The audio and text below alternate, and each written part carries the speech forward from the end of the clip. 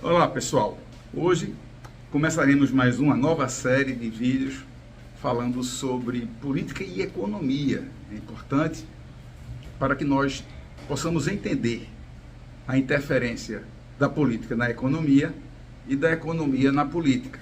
Então, clica aqui no sininho, segue nosso canal, compartilha nosso vídeo, que o bate-papo hoje vai ser bem interessante.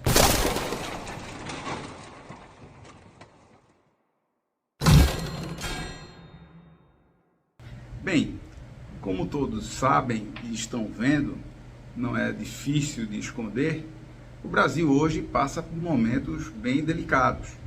E eu tenho postado em minhas publicações matérias e feito vídeos falando sobre o cenário econômico, as interferências da política na economia, as interferências da comunicação, da imprensa na política e na economia, entre outras matérias. Se você quiser seguir minhas postagens, basta clicar aqui embaixo nas minhas redes sociais. Mas voltando ao tema desse programa, o que é que nós podemos observar do atual cenário político-econômico do Brasil? Falando em economia especificamente, é importante lembrar que no governo anterior, e aí eu não vou citar nomes, o presidente procurou dentro do mercado a pessoa ideal, um grande economista, para tomar conta da economia do país. Deu a ele a caneta, a carta branca, logicamente com devidas limitações, para que ele pudesse construir uma política econômica para trazer desenvolvimento e prosperidade para o país.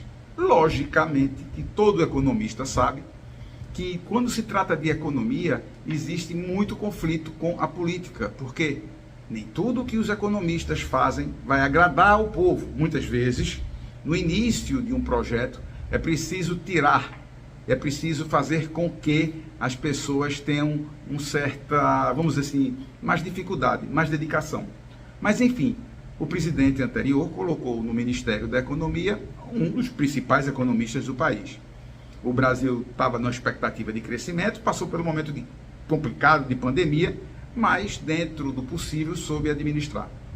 O atual governo, já com uma postura bem diferente do governo anterior, uma visão muito mais política do negócio em si, vamos falar nesse sentido, aí colocou na pasta, talvez a principal pasta, né, dos ministérios, colocou o fiel escudeiro do presidente, uma pessoa que confessou ter estudado 2 meses de economia. Logicamente, isso já dá uma certa atenção ao mercado, né? Por mais inteligente, por mais sábio, por mais formado, por mais culto que uma pessoa seja, administrar uma pasta tão delicada, sem ter uma formação acadêmica e uma experiência profissional no dia a dia voltada para esse segmento, com certeza vai provocar dificuldades. Você pode até questionar e dizer, mas no Ministério existem PhDs, doutores formados em Harvard, Stanford, Oxford. Sim, mas para aquele que é o cabeça do Ministério tomar as decisões corretas, saber o que deve e o que não deve ser feito, ele precisa ter uma vivência, uma experiência nesse mercado. Então, eu sou, uma opinião, entre aspas, é uma opinião minha, eu sou radicalmente contra colocar em cargos de ministérios estratégicos pessoas que não sejam especialistas nas pastas às quais eles estão assumindo. Então, sendo assim, já existiu o primeiro problema no atual governo, é não ter um técnico, uma pessoa que tem experiência. O segundo problema do atual governo com relação a essa pasta é usar uma pasta sem nenhum projeto. É claro que todos sabem, e aí eu não preciso estar aqui relembrando, que na campanha política do atual governo não existia nem um esboço de um projeto, né, na área econômica do país, na área de desenvolvimento do país, na área de um planejamento futuro do país. Não, e nunca existiu e não existe até hoje. Tanto que a primeira força que esse governo quis fazer foi uma força política, de fazer uma reforma tributária. Reforma que foi colocada no Congresso sem nem estar concluída. O que mostra também que nem no planejamento de ações e nem no cronograma de ações o governo tinha sequer um esboço, um rabisco. O que é que acontece com isso, pessoal? Não é uma crítica ao governo. Eu quero que vocês entendam que o mercado, ele não é uma criança, ele não é um bebê. O mercado, ele não é uma pessoa, ele não é como o atual presidente fica criticando o mercado. O mercado é uma coisa que acontece naturalmente dentro de um ambiente onde existe uma livre iniciativa, onde existe um capitalismo, onde o objetivo é o lucro, juntamente um lucro sadio. O que é um lucro sadio? É o lucro que promove prosperidade, é um lucro que promove diminuição na desigualdade social, é um lucro que promove desenvolvimento. Então, o que é que acontece no país quando nós estamos vendo esse atual cenário no Brasil? Existe uma campanha de marketing enorme para falar bem de um governo que está perdido, que politicamente está perdido, que economicamente está perdido. Por quê? Porque não tinham um projeto e não estão sabendo cuidar do país. O atual presidente continua numa campanha política contra o anterior, que não pode mais nem ser presidente, não está impossibilitado de ser candidato, mas só fala do governo anterior. O governo atual não tem um projeto que você chegue para mim e diga: ah, existe um projeto do governo atual. Não. Semana passada, o Ministério da Educação lançou um projeto de construção de 100 escolas, algo assim, tá? Então vocês viram o que foi que aconteceu. Ninguém sabia quanto seria, quando seria, onde seria, como seria a administração dessas escolas. É aquela história: olha, o pessoal está precisando ouvir que a gente está fazendo alguma coisa, então vamos postar que estamos fazendo alguma coisa. Nada até agora, nada foi feito. Nada até agora, nada foi executado. Continuam as narrativas de golpe, de um evento que aconteceu ano passado.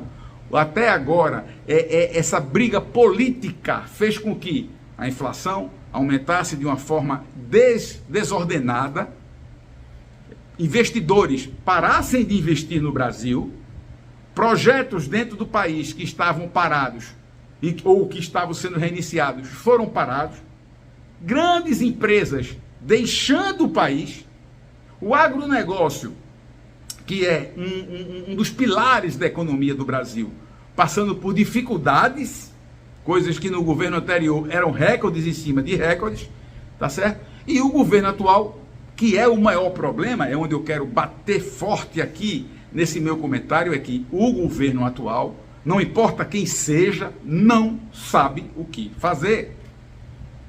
Cria-se passar um pano, uma narrativa, uma fumaça, uma cortina de fumaça em cima de uma realidade, tá? Que só faz iludir e ludibriar o povo brasileiro.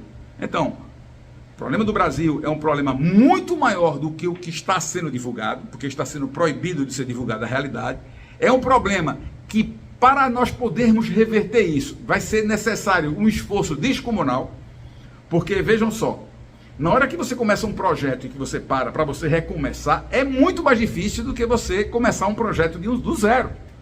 Este governo que aí está, ele está no poder nos últimos 20 anos, pelo menos 16. Se não me falha a memória, desculpe se eu tiver algum número aqui que eu erre, tá? Mas minha intenção não é ludibriar você, minha intenção é trazer a realidade para você. Então por isso que eu peço desculpa se eu errar algum número, mas eu afirmo com certeza, como economista, que os meios de comunicação, a imprensa, tá? A política, tá certo? A politicagem e a irresponsabilidade do atual presidente são os principais responsáveis por uma economia que está em queda. E quero lhe falar uma coisa para você muito, mas muito simples. Os países que estão se desenvolvendo, os países que estão crescendo no mundo, eles não estão crescendo porque o governo é um agente que interfere constantemente na economia. Eles não estão crescendo porque o governo é que está diminuindo a desigualdade social na economia. Eles não estão crescendo porque o judiciário interfere no dia a dia do país. Eles estão crescendo porque existe uma autonomia dos empresários e uma autonomia do mercado, e o governo é um agente regulador, regularizador, regulamentador do mercado, e não um agente executor.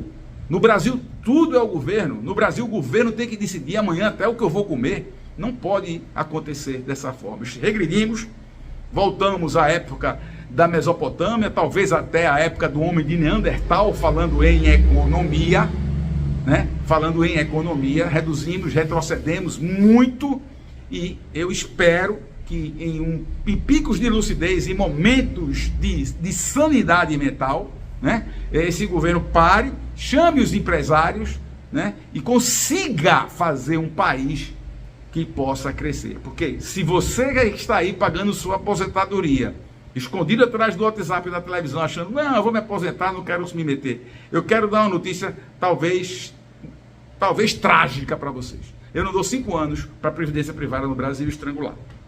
Isso aconteceu em todos os países, quando a quantidade de beneficiários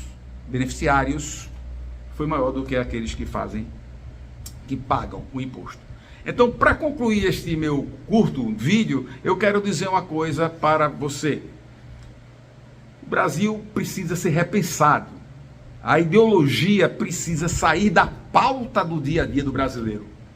Precisamos descer do palanque. O presidente e toda a sua equipe precisa parar de se preocupar com CPI, com 8 de janeiro. Porque o Brasil está doente. E quando uma pessoa está doente, ela tem que ser tratada e não escondida. Espero que esse programa, esse vídeo tenha sido útil para seu conhecimento, e peço mais uma vez que você me siga no meu canal, que você continue e siga minhas postagens, porque em breve teremos outra. Um prazer, Luiz Carlos Belém, economista.